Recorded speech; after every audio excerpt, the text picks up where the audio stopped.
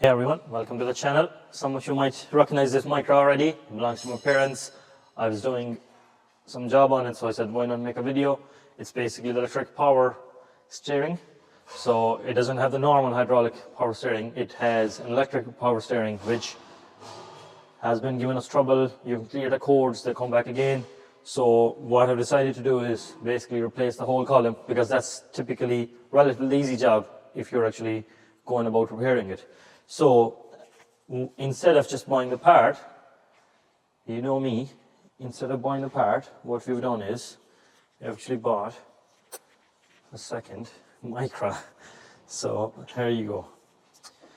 There it is. So the plan is that we remove the steering column from this.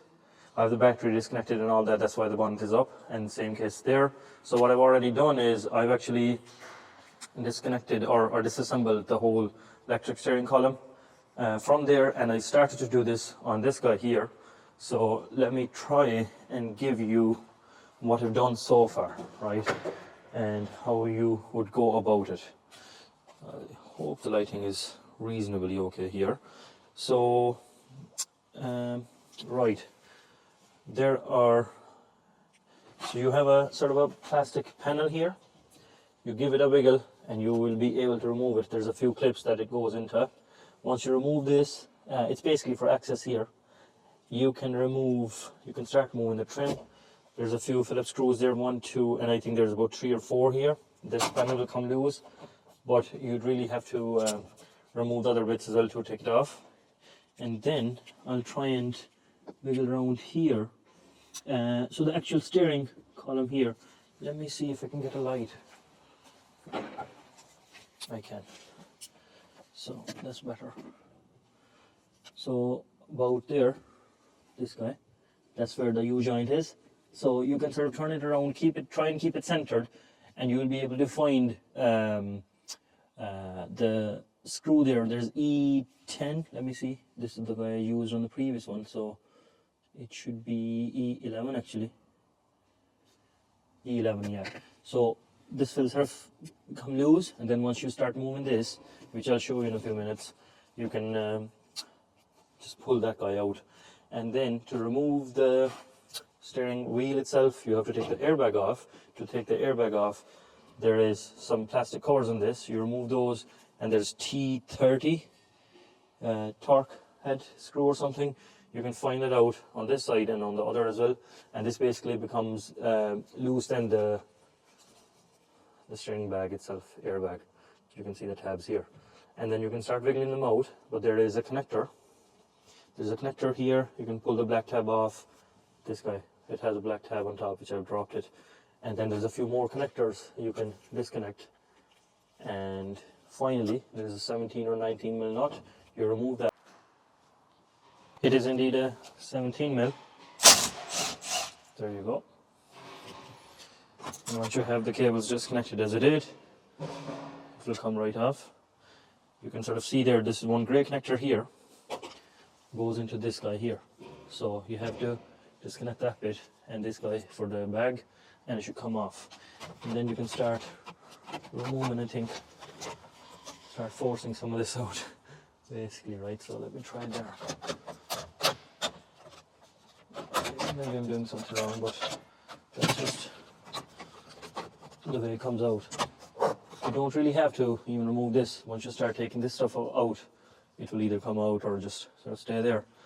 From the top you can remove it then. And then this is the one I was trying to point to you, is this guy that I must remove now, the E11, and the torques are certainly T30 that I checked, and we'll see you in a second.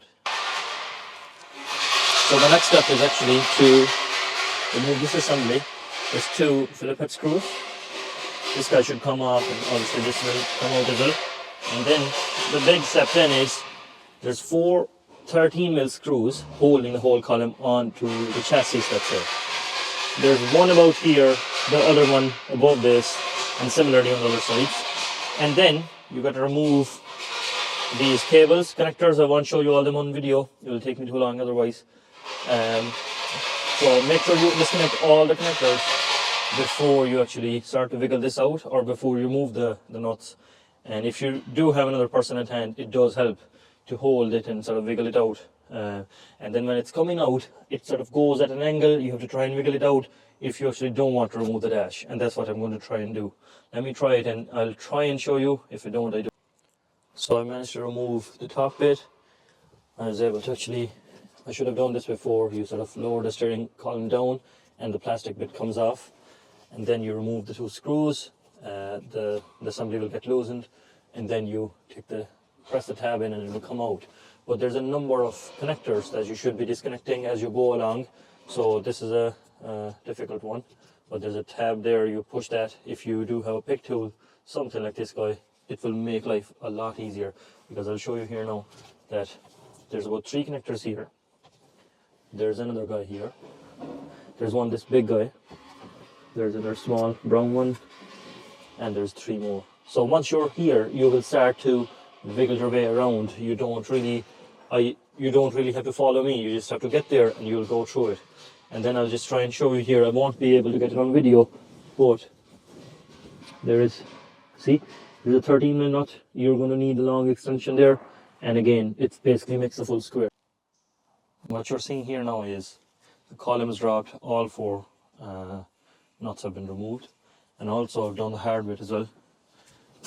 Well, the second hard bit, I suppose, is to disconnect the connectors there on the top, which go into your module. This is your e-piece module, and this is where they all go. And then if we can sort of try and show you how I did it. So I have a longer pick tool, and you try to locate the tab, you press down hard on it, and then you sort of, you see this? Try and use this as a lever and wiggle it out. So obviously you're going to have to try a few things. This is a lifesaver. You can get a set of 4 of these or something, pretty cheap. And then I'm just going to sort of remove or move it, rotate it around slightly to where I can sort of get a good angle to wiggle it out. It will come out of this hole here. I thought this would be a good situation to continue. So I sort of just remove this just more for visibility than anything else. And you can see the angle that it has come out to. So it's just hanging by the bottom plastic there. I shouldn't be doing this, but for the sake of science. So I'll just basically be wiggling this out. So it was in like this, came out, and the motor is on the top here. It's going to come out. So you're just going to have to struggle yourself unless you want to take the whole dash off. I have both of the steering columns out, and I just wanted to show you one difference and one other step that you would typically do that I'm trying to get away with. So this is your ignition switch, or whatever you want to call it. First of all, in my case, they're different. So you can see here, this is a totally smart key. This is smart key as well. But there's a little switch thing here that you press when you're locking it. That's one difference, but we'll come back to it in a second. The main step is actually, if you don't have the keys for this, I'm hoping, now this is all theory, that you would actually come around here, and there is, let me just get the camera over. So this guy here, and there's another one on the other side. But if you notice here, they're actually blank. So that's typically a security feature, that they're torque to sort of break when they're in the factory, and then when you are actually removing them, you have to chisel them out. So you have to use a small little punch tool to screw them out. Very tedious job. Often people just do them in place, but not ideal. So I'm trying to avoid it, right? It's all theory. I'll have to see how it works out. I have the keys for both cars. This one actually gives me trouble, but my theory is that the actual key is programmed to this thing here, not the module. Or even if it is through this. So if my key can unlock this, I should be able to transfer the whole key, the whole lot there into the new car. Now, physically, because they're different, so I was wondering how my this cover thing will work. As you can see, there's a big hole here, but then there's an insert. So the insert actually goes on top of this guy, and you know, the button comes through this. While on the golden Micra, there isn't anything here. So I'm going to be replacing it, moving everything over. So this little insert will be just the darker version of it. So I'm going to just try and struggle myself and put that into the Micra. So guys, I ran into a predicament, something that I was afraid of, that I'll have to change the ignition assembly here. I had everything sort of bolted on and I was ready to give it a go. I know the key had to be programmed, I think, because it is actually the module, but I think I wasn't even able to be, it wasn't even trying to read the keys, because there's an additional connector here on the golden Micra, right? So this goes into this, where's that gone now? This little black guy here. So there's a connector hole there. So it goes there, and obviously the other one has it as well, but there's this cable going into its own bit here, but it was basically missing this connector here, and that stops it from rotating the assembly there. And I couldn't do it from the other side here, because it's basically not reading. It's not reading the key, it's not reading your motions, basically, whatever you're trying to go. So I'm gonna have to remove this. So in order to do that, let me see if I have my tool. So you're going to use some sort of a chisel, the smallest you can get, and then you're going to get to the golden screws and hit them from the side. So have it at an angle, push it, and the nice thing is, like, it sounds harder, but it is actually easier. Once you get the first couple of shots in, the screw will move from its side, and it's so loose now that I can actually move with my sort of fingers there, you know, so I can rotate it. So you have to remove both of these guys, disconnect all the connectors, and basically replace it. So I think there is certain location that it will go in. I think people who have, this is my first time changing this, so I'm sort of new to this, I'm learning, but there's sort of a notch there that it will go into your steering column, so you don't have to worry about your location as such. So yeah, let me try and do that now off camera. Right, so guys, I have all the steering column and everything put back in, and I've gotten everything on. I did try to start it. The trouble I'm having now is, I think the steering wheel error has gone alright. I scanned it and the errors are gone, and the light is not coming on for the PS, which was the actual issue. But in my whole procedure, I was trying to start the car with the other Micra's key, and I think I certainly went over 5 times, just because of pure stupidity and eagerness.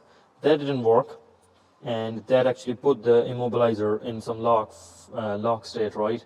So I have put the ignition barrel from the Micra, which I didn't want to do, as I showed you earlier. After I've tried it with this now, the immobilizer is in lock state. I've spent an hour or so trying to sort it out, trying to program the key, pulled out the relays and all that sort of stuff, but it hasn't worked so far. So I'm going to leave it there. At least you guys got the procedure for the steering column replacement.